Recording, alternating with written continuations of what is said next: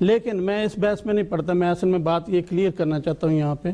کہ قطعاً حضرت مسیح صاحب نے یہ لفظ مسلمانوں کے لیے استعمال نہیں کیے۔ یہ لفظ حضرت مسیح صاحب کی ساری کتب میں صرف 2 جگہ استعمال ہوئے، ایک کتاب نور الحق میں، دوسرا آئینہ کمالات اسلام میں،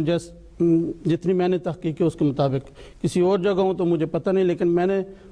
تھورولی دیکھا ہے، مجھے 2 جگہ ملی۔ نور الحق جو کتاب ہے یہ پادری عماد الدین اور رجب علی اور جیسے دوسرے پادریوں کے بارے میں ہے جو ہندوستان میں بہت بڑے مولوی تھے، پہلے خطیب تھے، اور عیسائیوں کے زیر اثر مرتد ہوئے اور پھر نبی کریم صلی اللہ علیہ وسلم اور قرآن کے گستاخ بنے اور شاتم رسول کہلائے، اور نبی کریم صلی اللہ علیہ وسلم کے خلاف انہوں نے اتنی گندی زبان استعمال کی کہ خود عیسائی پادریوں نے کہا کہ اگر ہندوستان میں کوئی فتنہ پڑا تو یہ عماد الدین کی اس کتاب کی وجہ سے پڑے گا۔ تو حضرت مسیح صاحب نے اس کے جواب میں نور الحق عربی میں لکھی، کیونکہ عربی کا وہ دعویٰ کرتے تھے اور مسلمانوں کو یہ اس طرح گمراہ کرتے تھے کہ ہم عربی دان ہیں، ہم عالم ہیں، ہمیں پتہ ہے جو عیسائی کہتے ہیں وہ ٹھیک ہے،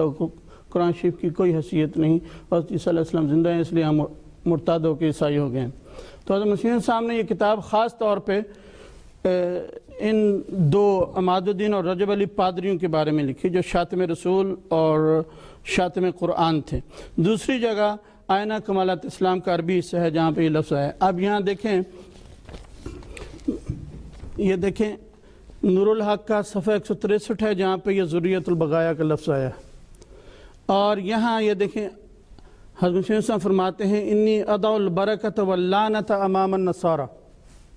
یہ نصارہ کا لفظ ہے۔ برکت اور لعنت کیا ہے؟ حضور اس کی تفسیر فرماتے ہیں کہ میری اس کتاب کے مقابل میں اگر ان کو عربی دانی کا اتنا ذوم ہے،